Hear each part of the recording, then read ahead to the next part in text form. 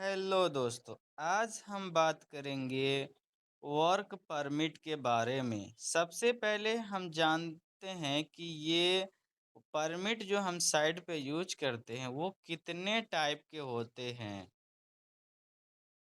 तो 7 तरह के वर्क परमिट जनरली साइट पे मौजूद होते हैं। जो कि हॉट वर्क परमिट होता है, हाइट वर्क परमिट होता है, कोल्ड वर्क परमिट होता है, कन्फाइन स्पेस वर्क परमिट होता है, एक्सकावेशन परमिट होता है, इलेक्ट्रिकल वर्क परमिट होता है, केमिकल वर्क परमिट या लाइन ब्रेकिंग परमिट।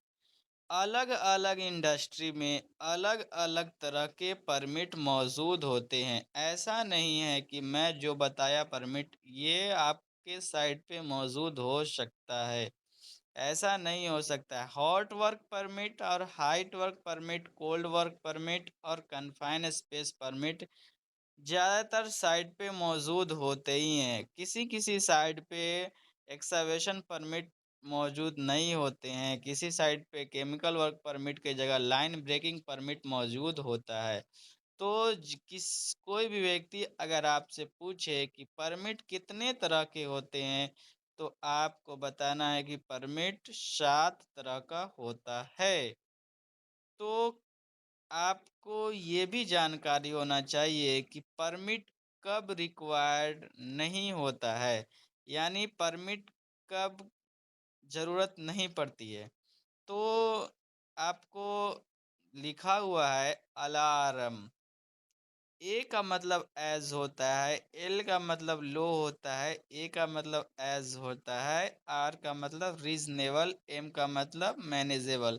मतलब ऐसा जगह आप काम करते हैं जहाँ पर रिस्क यानी हज़ार्ड जो है बहुत ही कम है। मतलब ना के बराबर हज़ार्ड है, मतलब यहाँ पे किसी तरह का खतरा नहीं हो सकता है। तो वहाँ पे परमिट का ज़रूरत नहीं पड़ता है।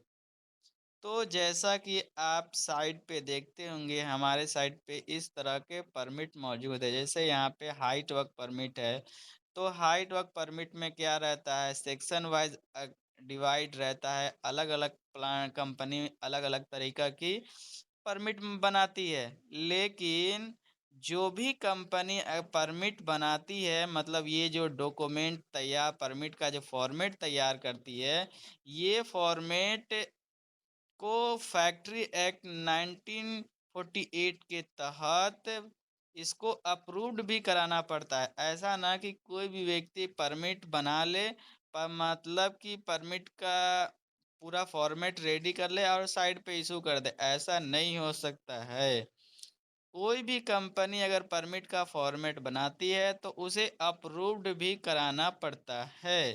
तो जैसे एक साइट का आपको दिखाया गया है हाइट वर्क परमिट के बारे में कि प्लांट का नाम रहेगा पहले, इक्विपमेंट, कौन-सा इक्विपमेंट, लोकेशन क्या है, कौन-सा डिपार्टमेंट है, कॉन्ट्रैक्टर का नाम क्या है, जॉब डिस्क्रिप्शन क्या है, नेचर किस तरह का जॉब का रहेगा, इंसुलेशन है या पेंटिंग है या लाइन ब्रेकिंग है या लाइन इरेक्शन है या लाइटिंग का है या केबल का है या वर्क ऑन रूफ का या कोई अदर वर्क है। तो इसमें क्या-क्या हाइट वर्क में क्या-क्या हज़ार्ड हो सकता है वो आपको दिखाया गया है।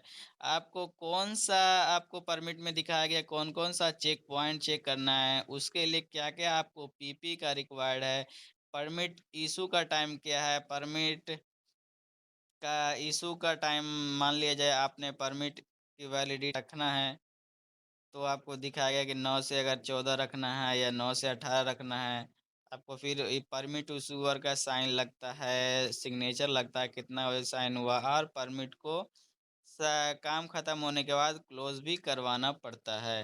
तो ये आपको हाइट वर्क परमिट दिखाया गया है, ये है हॉट वर्क परमिट,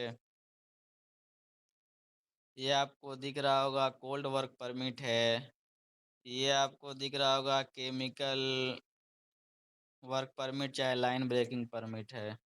तो आपके साइट पे अलग-अलग तरह के परमिट मौजूद हो सकते हैं। ऐसा नहीं है कि आपको जो दिखाया गया इसी तरह का परमिट मौजूद हो, ये हो नहीं सकता है। तो ये आपको ध्यान रखना है बने रहने के लिए। बहुत-बहुत शुक्रिया, थैंक यू।